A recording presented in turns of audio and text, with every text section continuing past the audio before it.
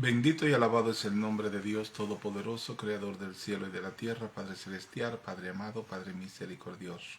Gracias, Señor, porque podemos estar en tu presencia, llevando estas instrucciones, esta clase bíblica, a las cuales hemos sido comisionados para esparcir el Evangelio de nuestro Señor Jesucristo, dentro de lo que es esta escuela de cristianismo práctico, que llevamos lo que es la palabra de verdad, el Evangelio, lo que le fue dado a la iglesia para su crecimiento y para su conocimiento, de manera que la iglesia sea bendecida con toda bendición de las cuales hay en la palabra de nuestro Señor, para que nosotros en esa identidad de iglesia de Cristo estemos más que bendecido y teniendo vida y vida en abundancia. Gracias, Señor. Bendice a cada uno de mis consiervos, de mis hermanos en todas partes del mundo, donde quiera que estén, no importa la nominación por la cual ellos se congregan, sino que se congregan donde quiera que están, en nombre tuyo, Señor, y por eso lo reconocemos como tú lo reconoces, como parte de tu iglesia, como parte de ese pueblo que tú creaste para regalártelo a ti mismo, y por eso hemos sido constituido el cuerpo de Cristo, del cual tú eres, Señor, la cabeza, y tú eres quien nos dirige a través de tu palabra y las instrucciones que nos has dado. Gracias, Padre Santo, porque podemos ser vaso útil para la gloria y la honra de tu nombre, Señor, que no nos vean a nosotros de manera individual, sino que vean el Cristo que está en cada uno de nosotros, porque tú no nos dejaste solos, Señor, tú nos dejaste a cargo del mesonero, el Espíritu Santo, el Consolador, el cual tiene a bien redarguirnos y llevarnos al mayor conocimiento de ti, Padre Santo, porque mientras más conocemos de ti, más somos santificados, que esa es tu naturaleza y a la cual nosotros pertenecemos, porque tú dices, es santo porque yo soy santo. Y por eso nos combina a que sigamos esa santidad sin la cual nadie verá al Señor. Tú solamente le pides eso a lo que tú has hecho santo. Y por eso es que recibimos ese comando tuyo, Señor, de seguir esa santidad, la cual tú reconoces en nosotros porque tú nos la has dado. Gracias por tu naturaleza, gracias por hacernos hijos aceptos en el amado, y por eso estamos aquí. Hemos dicho, heme aquí, queremos servirte, Señor, queremos alcanzar a cada uno de esos hermanos para que en ellos también haya este crecimiento en el cuerpo de Cristo. Mientras más conocemos de ti, Señor, más de ti somos. Bendiciones a cada uno de todos ustedes, y vamos a empezar nueve, la epístola de primera y segunda de Pedro, que Pedro es el apóstol al cual el Señor encomendó a que apacentara a sus ovejas. Una instrucción especial porque el Señor lo instituye como pastor de las ovejas, y le da esa indicación acerca del cuidado que como pastor debe tener, apacentar a las ovejas. Si usted ama a Cristo, si usted ama a Dios, usted debe apacentar a las ovejas, no convertirse en un perseguidor, un acusador, un condenador de las ovejas, sino de alguien que le da amor, aceptación y perdón.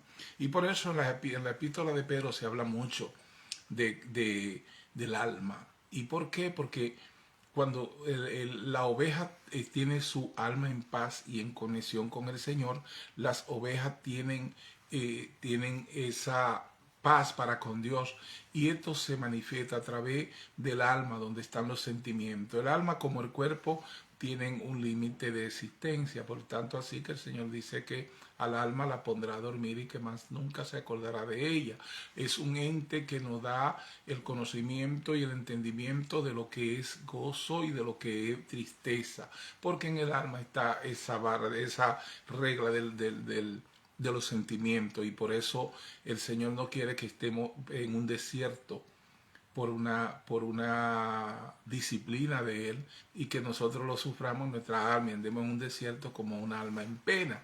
Pero entonces el Señor le pide a Pedro que apaciente a las ovejas, de manera que tengan paz para con Dios y de esta manera no estarían en ese sufrimiento, sino en el gozo eterno que tenemos para lo que conocemos de la palabra y para lo que conocemos de nuestro Señor, que nos llena de gozo el conocer que somos parte de la familia celestial y que por tanto hemos sido llamados a grandes cosas, a mejores cosas cada día a través del conocimiento, y el conocimiento es el que apacenta a usted y a mí como oveja del Señor, y eso es lo que el Señor quiere. Y le pedí a Pedro de manera que esta previa introducción, porque la introducción está en la clase que vamos a dar, es para que entendamos cuando se hable de alma y de salvar las almas, no se está hablando de la salvación que como nueva criatura tenemos en Cristo Jesús, porque esa salvación es innegociable. El Señor la hizo una vez y para siempre. Él mismo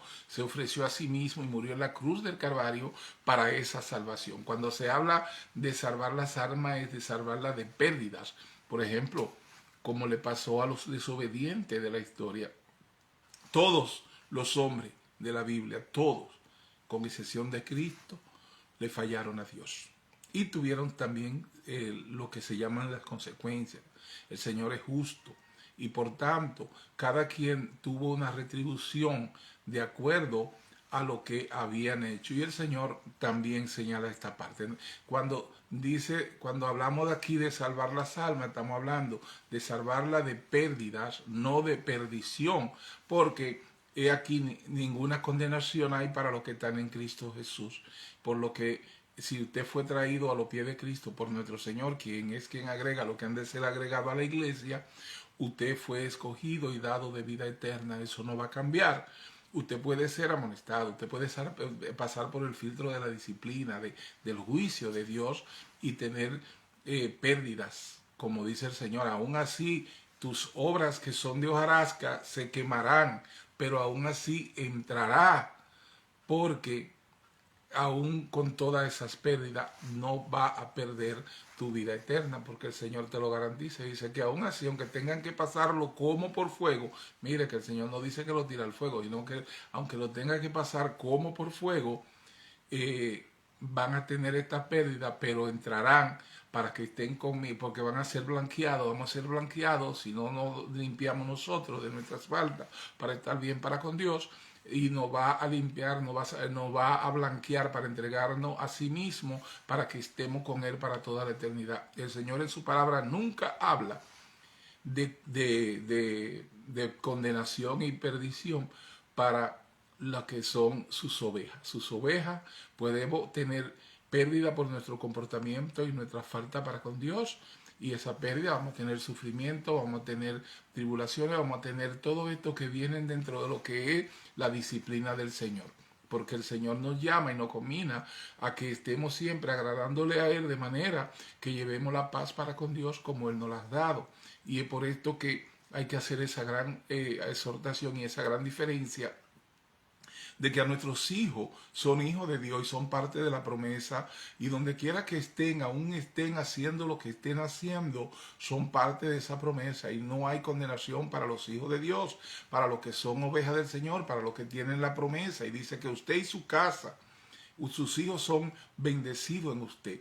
Sus hijos son bendecidos en usted que ha creído en Cristo. Toda su descendencia tiene la promesa que el Señor le dio a Abraham y a toda su descendencia. Una vez tú eres hijo del Señor, la naturaleza tuya le toca a cada uno de ellos como nos toca a nosotros la naturaleza de Dios, esa naturaleza santa. Y es por eso que no se habla de condenación ni perdición para lo que somos ovejas, lo que hemos sido traídos a los pies de Cristo, porque el Señor nos escogió a nosotros desde antes de la fundación del mundo para que seamos su nación santa y su pueblo escogido.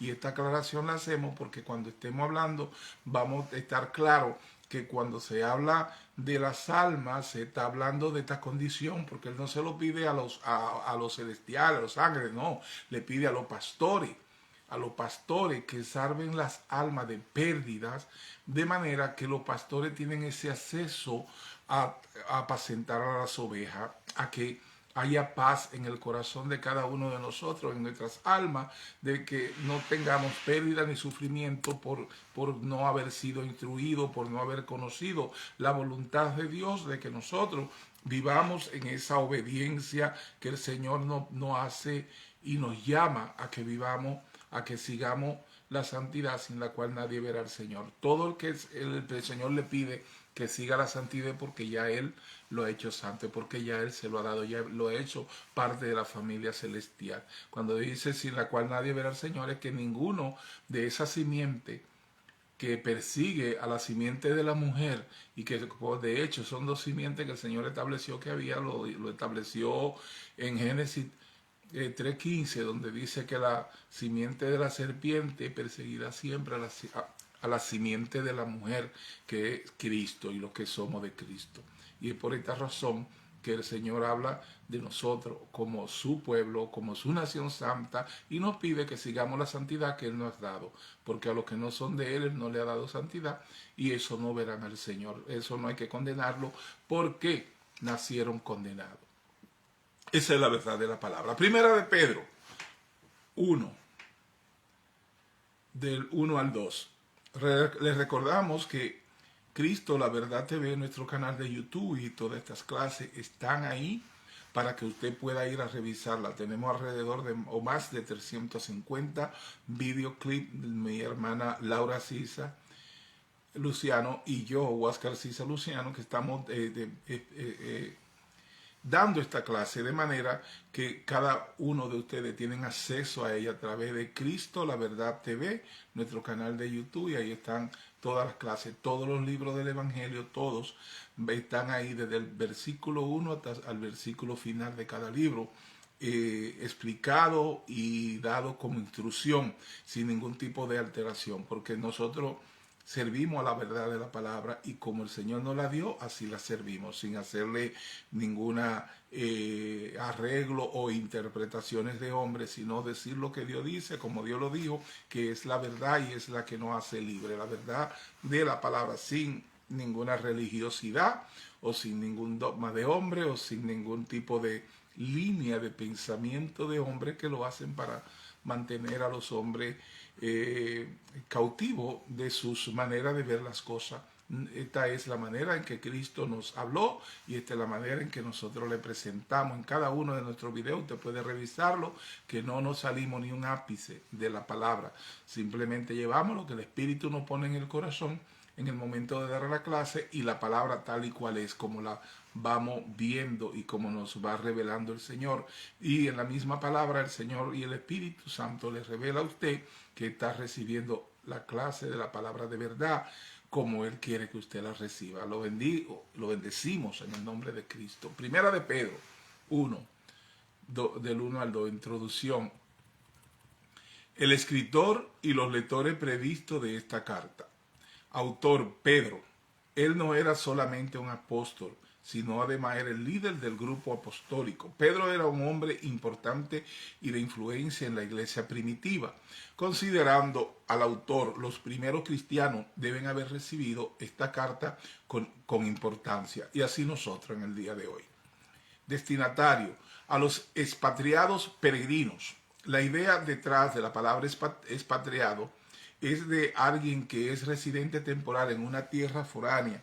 Repatriados son peregrinos y viajeros. Los expatriados viven en constante conciencia de su verdadero hogar, lo que vienen siendo los emigrantes hoy.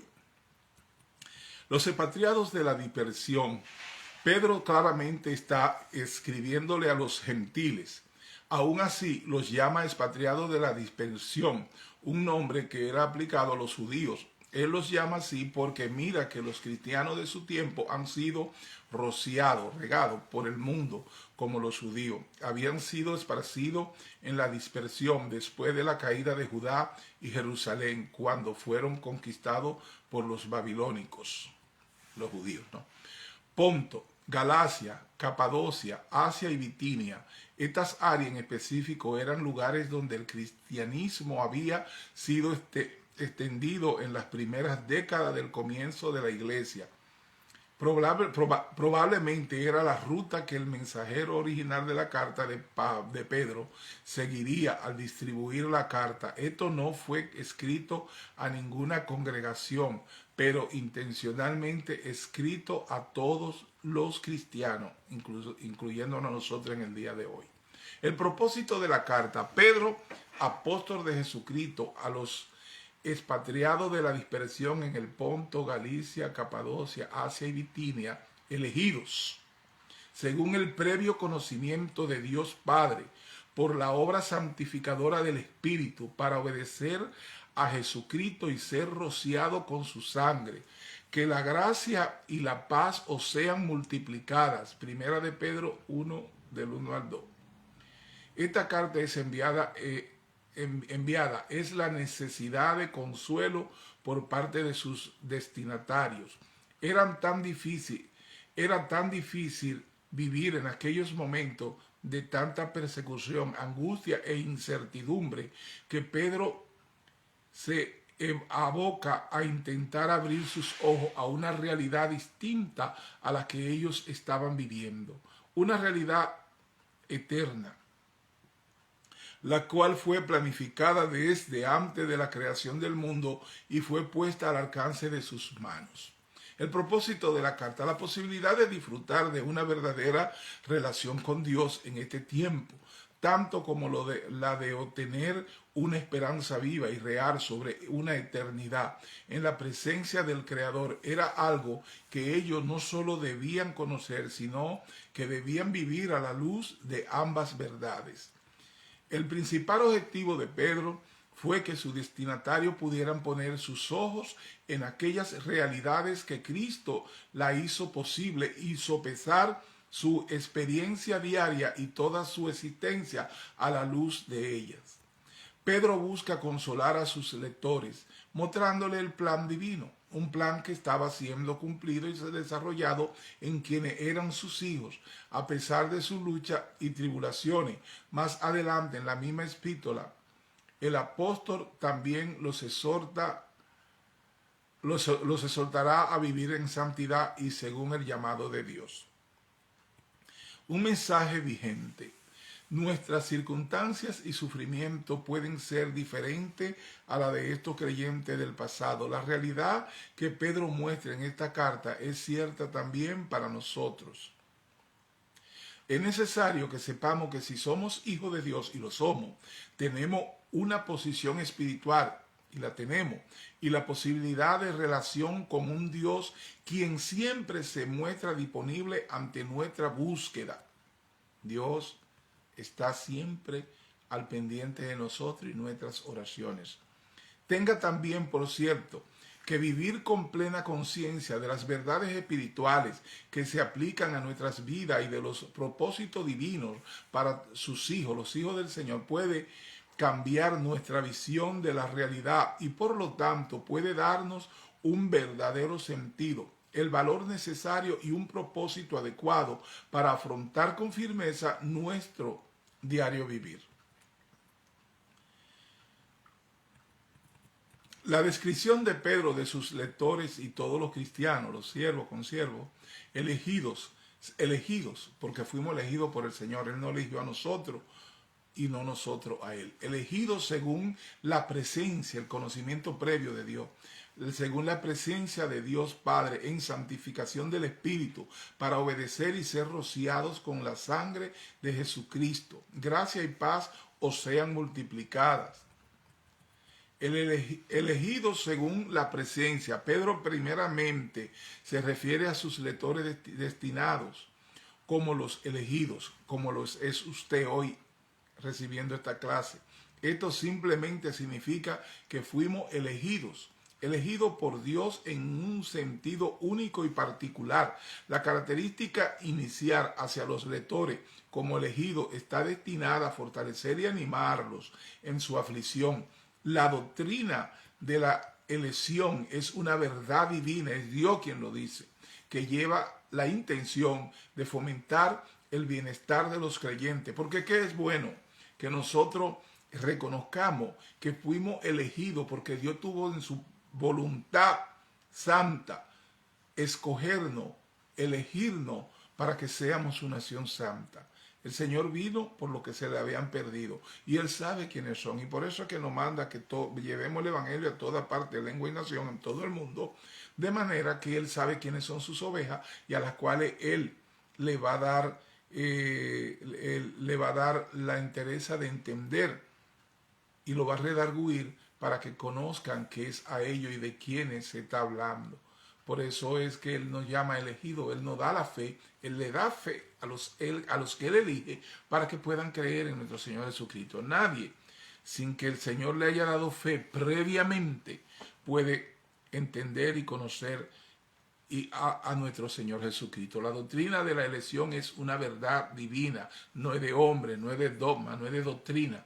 La doctrina de hombre, la doctrina de la elección es una verdad divina, una doctrina de Dios que lleva la intención de fomentar el bienestar de los creyentes, que usted se sienta seguro porque el que lo eligió tiene un propósito que se va a cumplir en su vida, porque los propósitos de Dios son irrevocables y se cumplen según la presciencia de Dios.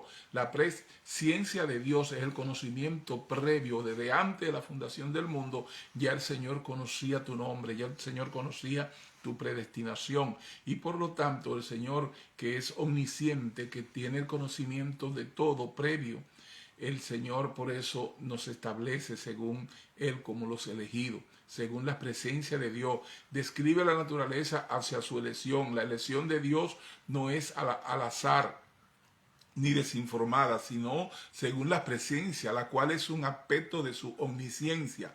Esta presencia incluye conocimiento previo a nuestra respuesta al Evangelio, en santificación del Espíritu para obedecer.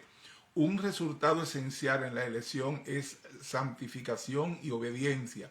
Mientras algunos quieren creer que la elección tiene que ver solo con ir al cielo o al infierno, Pedro nos recuerda que también tiene que ver con la tierra. El reclamar que eres un elegido es dudable si no hay evidencia de santificación y obediencia. Nuestra vida debe ser un testimonio vivo de que le hemos creído a la palabra, de que hemos creído que hemos sido elegidos, de que debemos dar fruto de esa elección y de nuestra salvación y de nuestra fe. Los frutos del Espíritu deben manifestarse en nuestras vidas, en nuestra manera de vivir, y por eso entonces ya esa santificación y obediencia se nos atribuye, pero no porque la obediencia sea nuestra, creada por nosotros. La obediencia que se nos adjudica a nosotros es la obediencia de Cristo, y como Cristo nos manda que seamos imitadores de Él, como nos dice Pablo, que seamos imitadores de mí como yo de Cristo. De hecho, somos imitadores de Cristo,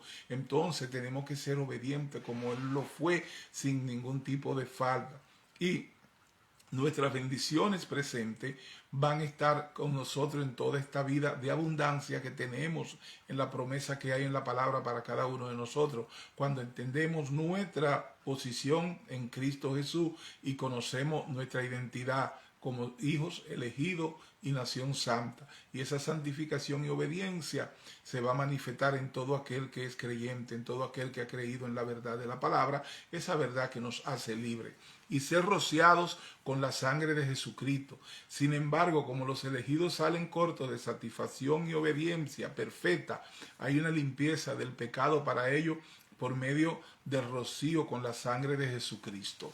Nosotros, como esta naturaleza caída en la cual estamos, tenemos que coexistir en un cuerpo de muerte mientras estemos en esta jornada terrenal. Y es por esto que tenemos la sangre de nuestro Señor Jesucristo, a la cual podemos venir cada día en nuestro aposento alto, en la oración, y entregar a nuestro Señor nuestro reconocimiento de que podemos haberle faltado, porque a veces hacemos cosas que no son parte de la obediencia que el Señor quiere ver en cada uno de nosotros, pero aún así tenemos esa sangre con la cual hemos sido rociados de nuestro Señor Jesucristo y nuestro oportuno socorro para presentarnos ante Él, y de manera que el Señor nos limpia de todo nuestro pecado, y el Señor cada día puede hacer eso con usted y lo puede hacer conmigo. Esto no nos da licencia para que obviamente vayamos a pecar porque tenemos ese oportuno socorro, no, porque Dios no puede ser burlado, por lo que nosotros debemos vivir una vida consagrada a nuestro Señor en reconocimiento de que sí podemos fallarle, pero podemos venir a Él. Señor, no fue nuestra intención hacerlo, es parte de nuestra naturaleza, a veces lo hacemos hasta de pensamiento, con cosas que ni nos damos cuenta, pero pedimos perdón. Cada vez que pedimos perdón, el Señor nos perdona y nos limpia de todo pecado. Eso lo dice la palabra, eso lo dice el Señor en su palabra y lo creemos. Entonces somos rociados siempre con la sangre de Cristo. Cuando el Señor te ve, tú le hueles a Cristo, tú hueles a Cristo. ¿Por qué? Porque tú estás cubierto por el ADN de su Hijo, el ADN de nuestro Señor, el que nos hace parte de la familia celestial. Y por eso que se llama el rocío de la sangre de Cristo a nosotros como creyentes nos da esa conexión para con Dios, porque Él nos reconoce también como hijos, acepto en el amado. En el amado, somos amados en Cristo Jesús. Había 3 circunstancias en el Antiguo Testamento en las cuales se rociaba sangre sobre las personas. El establecimiento del Sinaí o el pacto, Éxodo 24 del 5 al 8. En la ordenación de Aarón y sus hijos, Éxodo 29, 21. En la ceremonia de la purificación de un leproso limpiado, Levítico 14, 6 al 7. Ser rociado con la sangre de Jesucristo realiza en nosotros las mismas cosas. Primero un pacto es formado, después somos ordenados como sacerdote para Él y finalmente somos limpiados de nuestra corrupción y pecado. Cada una de estas cosas son nuestras por medio de la obra de Jesús en la cruz del Calvario. Dios Padre, Espíritu, Jesucristo. La manera sin esfuerzo de Pedro para combinar el trabajo del Padre, Hijo y Espíritu Santo en nuestra salvación demuestra el enfoque del Nuevo Testamento hacia la Trinidad. Jesús tiene un Padre, pero no en el sentido de ser más alto que aquel quien le dio existencia. El Padre, Hijo y Espíritu Santo han existido juntos a través de la eternidad y cada uno es igualmente Dios. Padre e Hijo son términos para describir la relación entre estos dos miembros de la Trinidad. Gracia y paz os sea multiplicada. Pedro manda un saludo que se convierte común entre los cristianos combinando elementos de la cultura griega, gracia, y cultura judía, paz. Primera de Pedro 1, una esperanza viva. Una esperanza viva. Bendito el Dios y Padre de nuestro Señor Jesucristo, quien según su gran misericordia nos hizo renacer para una esperanza viva, por la resurrección de Jesucristo de los muertos, para una herencia incorruptible, incontaminada e inmarcesible, reservada en los cielos para vosotros, para usted y para mí como creyente, que sois guardados por el poder de Dios mediante la fe para alcanzar la salvación que está preparada para ser manifestada en el tiempo postrero, en lo cual vosotros os alegráis, aunque ahora por un poco de tiempo, si es necesario, tengáis que ser afligidos en diversas pruebas, para que sometidas a prueba vuestra fe, mucho más preciosa que el oro, el cual, aunque perecedero, se prueba con fuego, sea hallada en alabanza, gloria y honra cuando sea manifestado Jesucristo, a quien amáis sin haberle visto, en quien creyendo, aunque ahora no lo veáis, os alegráis con gozo inefable y glorioso, obteniendo el fin de vuestra fe, que es la salvación de vuestras almas. Ya expliqué acerca del alma. Primera de Pedro 1, 3 al 5. Gracias al Padre por su obra de salvación. Bendito el Dios y Padre de nuestro Señor Jesucristo, que según su grande misericordia nos hizo renacer para una esperanza viva por la resurrección de Jesucristo de los muertos, para una herencia incorruptible, incontaminada e inmarcesible, reservada en los cielos para vosotros que sois guardados por el poder de Dios mediante la fe, para alcanzar la salvación que está preparada para ser manifestada en el tiempo postrero. Ustedes saben que hemos hablado de la fe y que la fe es un regalo de Dios y que he dicho previamente que la fe es un regalo que el Señor nos da cuando nos elige. Para nosotros creer en Jesucristo y ser siervo de Cristo tenemos que tener esa fe. Y a través de la fe es que nos damos cuenta que hemos sido salvados en Cristo Jesús cuando Él murió en la cruz del Calvario.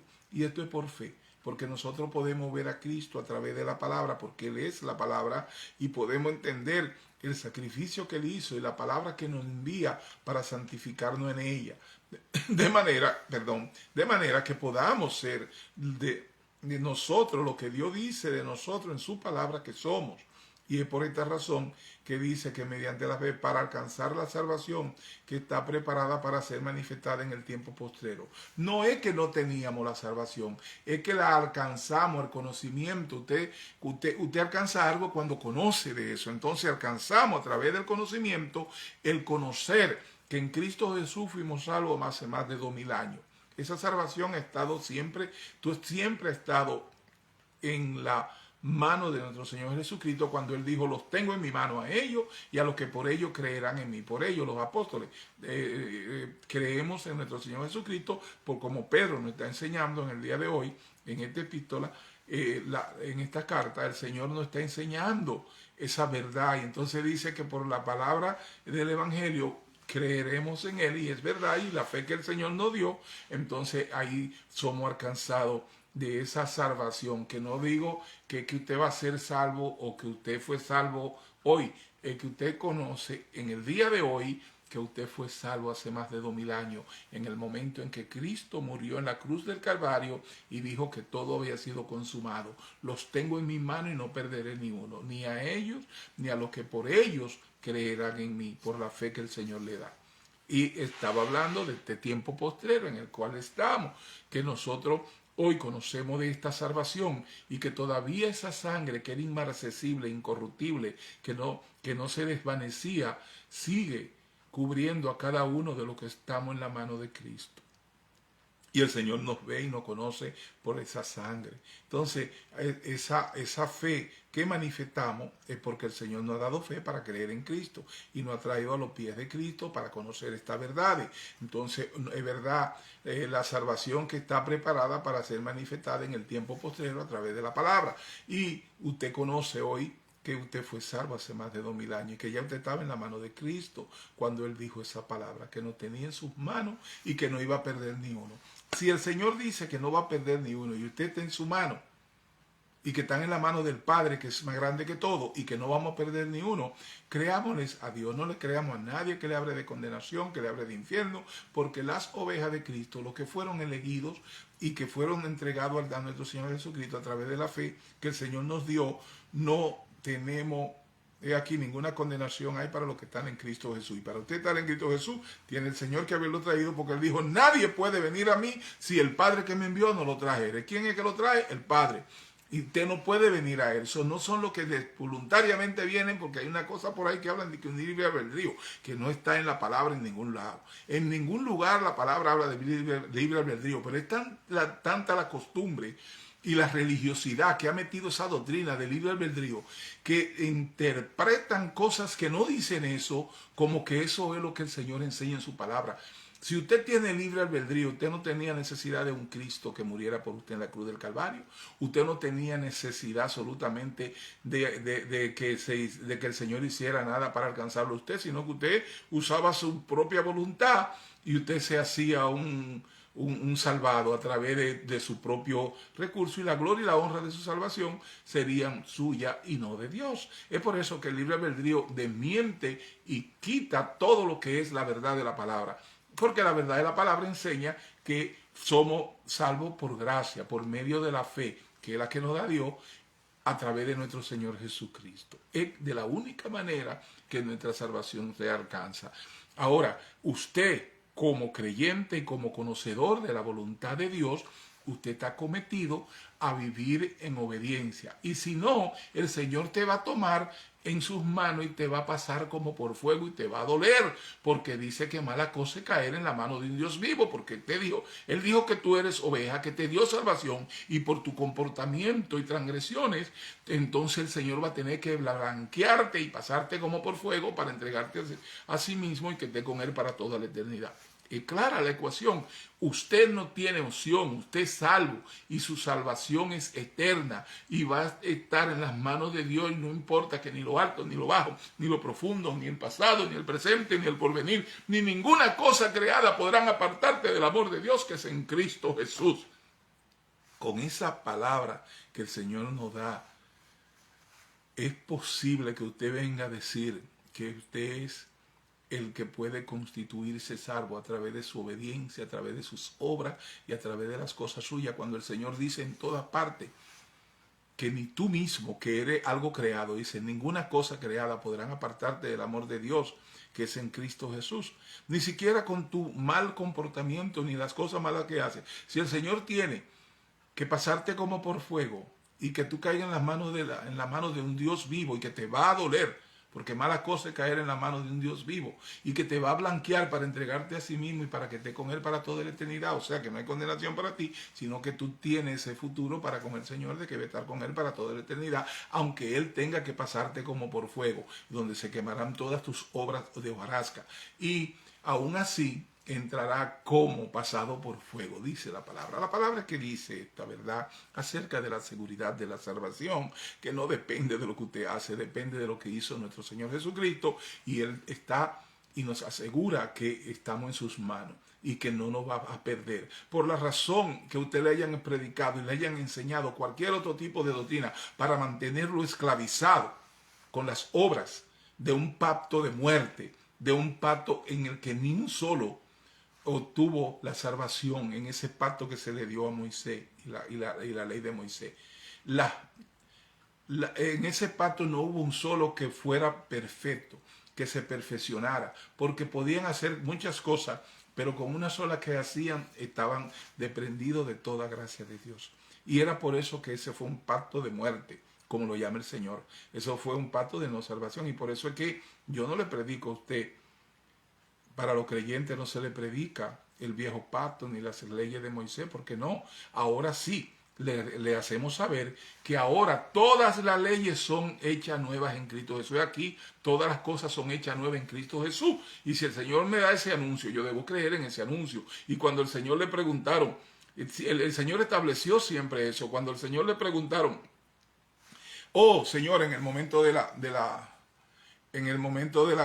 transfiguración, al Señor le preguntaron, que si hacían una cabaña para Moisés, los testigos fieles que estaban ahí, y Elías. ¿Y qué hizo? Vino una nube negra y se llevó a Elías y a Moisés. Porque ya Pedro y los tres que estaban ahí querían hacerle una casa de campaña para ellos. Y se lo pidieron, le preguntaron así cuando quedó, y dice la palabra que quedó Jesús solo. Y el Señor le dijo, ese es mi hijo amado, a él oí, no a Elías, no a Moisés. Ese es mi hijo amado, a él oí. Cuando el Señor te da esta explicación y te da esa respuesta, y creo que eso también pasó en otras ocasiones, en que el Señor nos pide de manera gloriosa que ahora escuchemos a Jesucristo. Es aquí, todas las cosas son hechas nuevas en Cristo Jesús, por eso que somos de la gracia. Es por eso que ahora nosotros creemos en lo que Cristo nos dejó en su palabra y en el Evangelio para la iglesia. Ahora bien, Israel aún vive a través de ese pacto que ellos tienen y que están aquí, pero el Señor puso al pueblo de Israel en stand-by hasta que terminara con los gentiles. Y cuando nosotros no vayamos con nuestro Señor Jesucristo, termine el tiempo de los gentiles que el Señor especifica. Y ese tiempo entonces va a venir de nuevo a trabajar con Israel, donde Israel va a ser glorificado aquí en la tierra, y donde va a tener al Cristo de la gloria sentado en el trono de David y gobernando a todas las naciones, y todas las naciones van a servirle a Israel. Esa promesa está todavía por pasar, pero mientras tanto ahora estamos en el tiempo de la gracia, en el tiempo de los gentiles, en el tiempo de la iglesia. Nosotros ya no somos gentiles, los creyentes, porque al ser traído a Cristo ahora somos creyentes, ahora somos siervos de nuestro Señor Jesucristo y somos iglesia, como si fueran también los judíos que fueron agregados al cuerpo de Cristo, dejaron de ser judíos, Pedro, Juan, todos los judíos, Pablo, dejaron, ellos más nunca. Es más, usted puede chequear en el Nuevo Testamento, cuando Pedro o cualquiera de los apóstoles dijo la palabra o llamó a Cristo o llamó al Señor como Jehová. No, ni Jesús, ni ninguno de los apóstoles usaron el nombre Jehová, porque Jehová, y no está malo, es el nombre de Dios, pero fue un nombre que se le dio a conocer a los judíos en el pacto que se hizo con ellos, que significaba temor y temblor. Y era un nombre que hasta ni podían, decían Yahvé, no querían decir el nombre porque era un nombre muy fuerte para con ellos. Pero dice que a la iglesia le dio un nombre que es sobre todo nombre.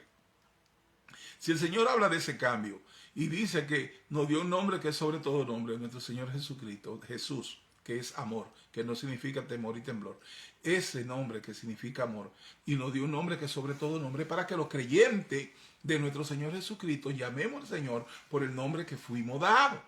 Porque si a usted me dice que alguna vez Cristo mencionó a Jehová, o que después los apóstoles mencionaron a Jehová, o salió de la boca, o está en el Nuevo Testamento, no lo está, porque no fue un nombre dado a nosotros, fue un nombre dado a Israel con un propósito, porque el Señor le dio a ellos que por las obras que hacían, por eso vivirían, y si hacían las cosas malas, ese Jehová, que era de temor y temblor, le hacía pasar por pestilencia, por peste, por langosta, por cosas oprobiosas que tenían que pasar como pago o disciplina de haber transgredido contra el Señor.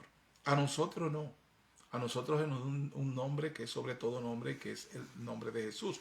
Esas diferencias de lo que es el pacto de Moisés y el nuevo pacto en Cristo Jesús están muy claras, y después vamos a trabajar sobre eso para seguir con la epístola de Pedro. Pero es importante que sepa que no es por que libre albedrío, eso no existe en la palabra, no existe en la Biblia, contradice todo lo que es la palabra, que por gracia soy salvo por medio de la fe, que nadie viene al Señor si no es a través de que el Padre nos trae a los pies de Cristo. Y estas palabras de libre albedrío definitivamente contradicen a toda la verdad del Evangelio, a toda la verdad de la palabra, y por lo tanto sáquela de su vocabulario, no crea en eso, crea en que usted es creyente porque el Señor le dio fe y porque usted es un elegido de Dios, y que por eso usted tiene que vivir en esa obediencia de tener siempre al Señor. Usted sí puede transgredir porque estamos en este cuerpo de muerte, pero entonces va a enfrentar la disciplina del Señor, que dice que te pasará por fuego para blanquearte, y que malas cosas caer en la mano de un Dios vivo. No tenemos esa opción, y si la usamos, vamos a tener que responderle al Señor. Primera de Pedro 1, del 3 al 5. Gracias al Padre por su obra de salvación. Bendito el Dios y Padre de nuestro Señor Jesucristo, dice Pedro, que según su grande misericordia nos hizo nacer de nuevo para una esperanza viva, por la resurrección de Jesucristo de los muertos, para una herencia incorruptible, incontaminada e inmarcesible, reservada en los cielos para vosotros, que sois guardados por el poder de Dios mediante la fe, para alcanzar la salvación que está preparada para ser manifestada en el tiempo postrero. Bendito el Dios y Padre de nuestro Señor Jesucristo. Cuando Pedro consideró la salvación de Dios, todo lo que pudo hacer fue adorar. Esto es porque el motivo especial de la obra de Dios está encontrada en Él y no en nosotros, según su grande misericordia. Ahí le hablaba que la gloria y la honra de nuestra salvación son de nuestro Señor Jesucristo, que el Señor tuvo a bien hacerse carne para venir a pagar por tu transgresión y por mis transgresiones, para Él estar satisfecho y nosotros ser justificados en Cristo Jesús. Por lo tanto, no es por nuestro libre albedrío, es por la gloria de haber sido encontrado en Cristo en el momento en que Él pagó por nuestras transgresiones, en el momento que Él bajó al infierno y venció al enemigo. Ahí estábamos nosotros venciendo al enemigo juntamente con nuestro Señor Jesucristo. Y cuando Él resucitó de entre los muertos, ahí nosotros resucitamos juntamente con Él. Y esa es la verdad de Dios. Somos resucitados en Cristo Jesús para una esperanza nueva, para poder conocernos hoy como una nueva creación en Cristo Jesús. Ahora vivimos en Cristo Jesús. Ahora estamos resucitados en Cristo Jesús, según su grande misericordia. Bendito el Dios y Padre de nuestro Señor Jesucristo. Comprenda esta verdad. Cuando Pedro consideró la salvación de Dios, todo lo que pudo hacer fue adorar. Esto es porque el motivo especial de la obra de Dios está encontrada en Él, en Cristo, y no en nosotros, según su grande misericordia. Nos hizo renacer, nacer de nuevo.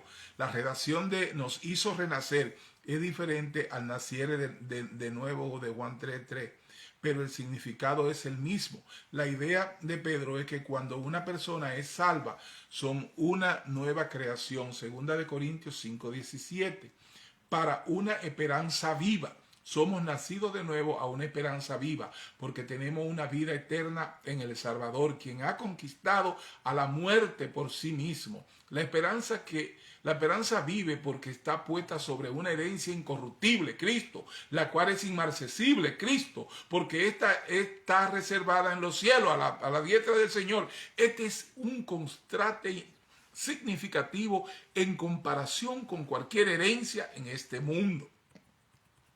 Incorruptible, incontaminada e inmarcesible. Pedro en realidad no describe nuestra herencia. Todo lo que nos dice es lo que no es. Lo que nuestra herencia es en realidad es algo demasiado grandioso para describir. Aún así podemos saber que nuestra herencia no perece, no se puede contaminar y no se puede marchitar. Eso es lo que es incorruptible, incontaminada e inmarcesible. Nuestra herencia es como la herencia de Aarón, número 18:20. Y Jehová dijo a Aarón, de la tierra de ellos no tendrás heredad, ni entre ellos tendrá parte. Yo soy tu parte y tu heredad en medio de los hijos de Israel. Y la herencia del salmista, Salmo 16:5-6. Jehová es la porción de mi herencia y de mi copa. Tú sustenta mi suerte. Las cuerdas me cayeron en lugares deleitosos. Y es hermosa la heredad que me ha tocado, el cual es regalo de el regalo de Dios mismo, como que me ha tocado, el cual es el regalo de herencia por nosotros. Nuestra herencia comienza aquí y ahora. No podemos experimentar nuestra herencia si no hemos nacido de nuevo. Somos guardados por el poder de Dios mediante la fe. La promesa de nuestra herencia es segura, porque somos guardados por el poder de Dios, asegurándonos que soportaremos mediante la fe hasta que regrese Jesús. La persona que es guardada es una persona que permanece en una relación continua de fe con Dios. Podemos decir que la fe activa el poder preservador de Dios en la vida del cristiano. Hay que ejercitar la fe cada día. La fe es un regalo de Dios. Pero una fe sin obra es una fe muerta. No significa que usted está muerto o que va a morir, nada de eso. Pero es una fe muerta, quiere decir que no da fruto. Por la fe estamos cometidos a dar fruto del Espíritu, a dar fruto de lo que somos, de la identidad que tenemos en Cristo Jesús, de manera que podamos alcanzar a muchos en este conocimiento y en esta bendición que el Señor nos ha dado. Si usted es un hombre de fe, usted debe ser un buen trabajador para sus patronos, un buen compañero para su compañero de trabajo, un buen esposo, un buen padre, un buen hijo. Usted va a hacer todas esas cosas que tiene en el semblante de nuestro Señor Jesucristo. Él era eso que nosotros debemos manifestar y ser. Vivir en esa obediencia, de ser la representación de Dios como embajadores aquí en la tierra. Entonces, ahí se nota que usted es un hombre de fe, usted es un hombre de bien, porque lo bueno es Dios. Y si usted es parte de la familia celestial, debe manifestar la naturaleza de Dios, que es bueno, y es ahí donde viene ya ese comportamiento. Pero no es por una decisión suya, porque esa es su naturaleza.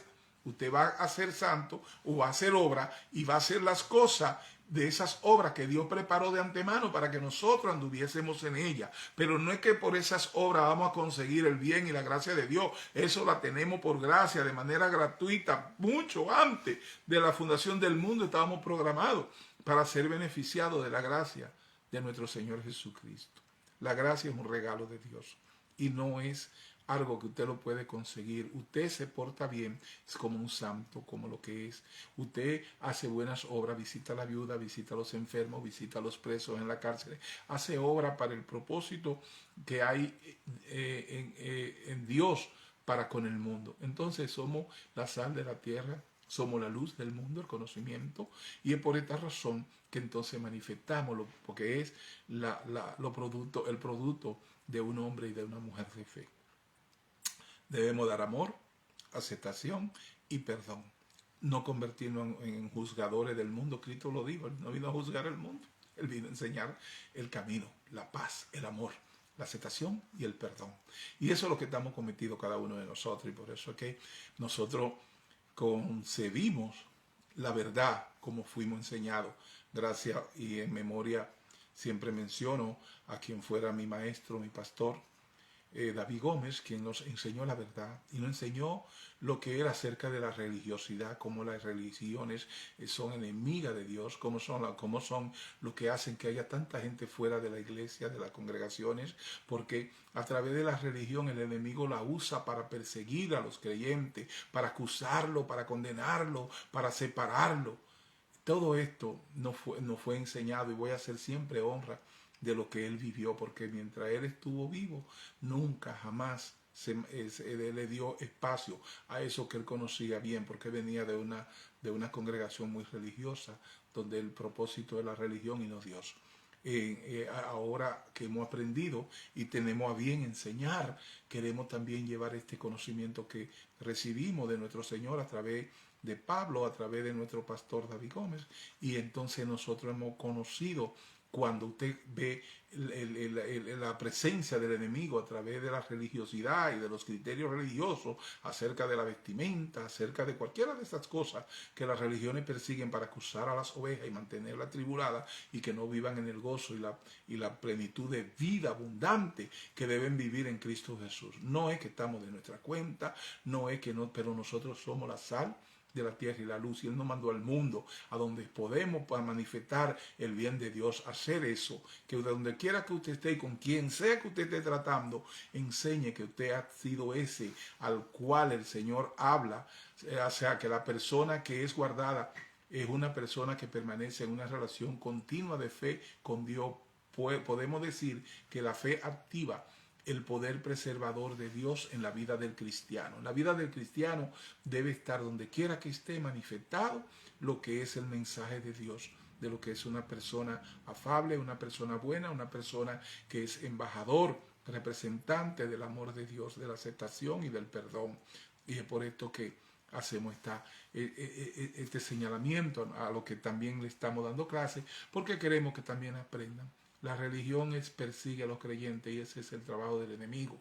Todo el que persigue, acusa y condena a un creyente está haciéndole el trabajo al enemigo de las almas, al enemigo que es Satanás.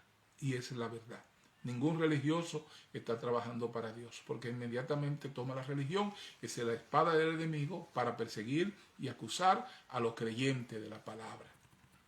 Y le pasa a esos que hacen eso, como le pasó a Usa, que vio los caballos lo vio como tropezar y pensó que se le iba a caer en la iglesia, el arca, al Señor, y metió la mano para ayudar al Señor con el arca. Y le pasa eso a los religiosos, que se fulminan, terminan fulminados, porque el Señor no le pidió que acusaran a sus hijos. Le dijo: mío es el juicio, el que come para mí come, y el que no come para mí no come. No juzguen ni condenen a mis siervos. Primera de Pedro 1, 6 al 9. El propósito de las pruebas en los que son salvos, en la cual vosotros os alegráis, aunque ahora por un poco de tiempo, si es necesario, tengáis que ser afligidos en diversas pruebas, para que sometida a prueba vuestra fe, mucho más preciosa que el oro, el cual aunque perecedero, se prueba con fuego, sea hallado en alabanza, gloria y honra cuando sea manifestado Jesucristo, a quien amáis sin haberle visto, en quien creyendo, aunque ahora no lo veáis, os alegráis con gozo inefable y glorioso, obteniendo el fin de vuestra fe, que es la salvación de vuestras almas. Nosotros especialmente nos alegramos en el poder de Dios, que nos guarda cuando somos afligidos en diversas pruebas, sabiendo que Él nos guarda mientras somos probados con fuego, A veces los cristianos pensamos que las pruebas y las tentaciones son nuestro presente y no hay nada que podamos hacer al respecto. Sin embargo, el cristiano fuerte y verdadero nunca será afligido en la prueba. Pedro nos dice que si es necesario no solo las diversas pruebas, sino que hay especialmente una necesidad de ser afligido. Dios tiene un propósito no solo para la prueba, también para los afligidos que nos sentiremos en las pruebas. La fe se prueba con fuego. Nuestra fe no es probada porque Dios no sabe qué tanta o qué tipo de fe tenemos. Él no la da. Es probada porque nosotros somos ignorantes de cuánta o qué tipo de fe tenemos. El propósito de Dios en la prueba es el demostrar la calidad duradera de nuestra fe. Si el oro es probado por el fuego, ¿qué tanto más nuestra fe, la cual es mucho más preciosa que el oro? Dios tiene un gran e importante propósito al probar nuestra fe.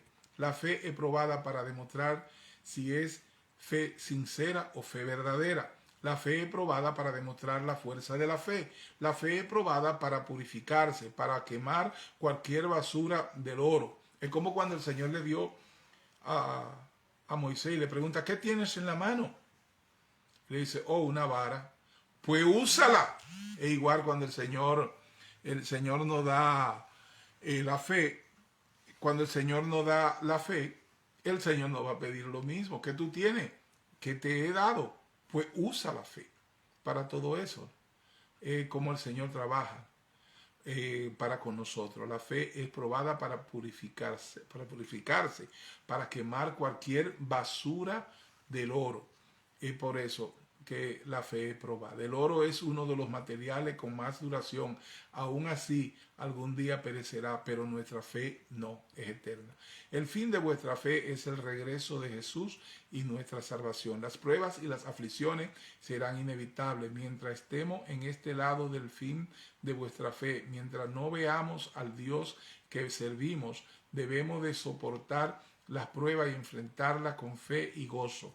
A quien amáis sin haberle visto. Pedro sabía que a pesar de que había visto a Jesús antes y después de la resurrección, casi todos los cristianos de la iglesia primitiva no habían visto a Jesús. Aún así le amaban. Jesús no era menos real simplemente porque no le habían visto. Así como nosotros hoy amamos a nuestro Señor Jesucristo y reconocemos todo lo que Él ha hecho por nosotros y por eso vivimos para Él. Gozo infalible. Describe un gozo tan profundo que es más allá de los que la palabra pueden expresar. Su gozo no era ordinario ni gozo humano. El gozo de Pedro al conocer la verdad, al haber sido dado de la verdad por nuestro Señor Jesucristo y de ver el crecimiento de la iglesia, la manifestación de que Cristo vivía y seguía viviendo a través del Evangelio y de la palabra que Él enseñaba, era esa continuidad en la cual Él seguía trabajando para que las almas fueran fortalecidas y no tuvieran que estar en sufrimiento ni penas, sino en alegría y gozo. El gozo es una manifestación que se vive en el alma. Y es por eso que él habla de salvar las almas, de que no tengan esas pérdidas y que manifiesten el bien de Dios que nos da a través de la palabra para que conozcamos la pura voluntad de nuestro Señor para con nosotros y nuestro ministerio y nuestra fe. Debemos seguir creciendo en la fe, debemos seguir manifestando lo que somos de aparte de lo que Dios dice de nosotros que nosotros somos. Estamos identificados en Cristo Jesús, estamos identificados en el plan de salvación, estamos identificados como lo que somos, elegidos de Dios para tener fe, para ser manifestadores de la verdad y del reino de los cielos entre nosotros. El reino de los cielos entre nosotros es el conocimiento vasto de quién es nuestro Señor Jesucristo y de que cómo podemos manifestarlo a través de nosotros, siendo lleno de amor, de aceptación y de perdón para con todos los demás. La bendición del Padre, la bendición del Hijo y del Espíritu Santo para con cada uno de ustedes. El próximo sábado continuamos con las epístolas de Primera de Pedro. La bendición de Dios con ustedes. Recuerden, compartan el video de Cristo la Verdad TV, nuestro canal de YouTube. Ahí están estas clases y todas las que vamos a seguir dando. La bendición del Señor para con cada uno de ustedes y hasta la próxima semana. Bendiciones.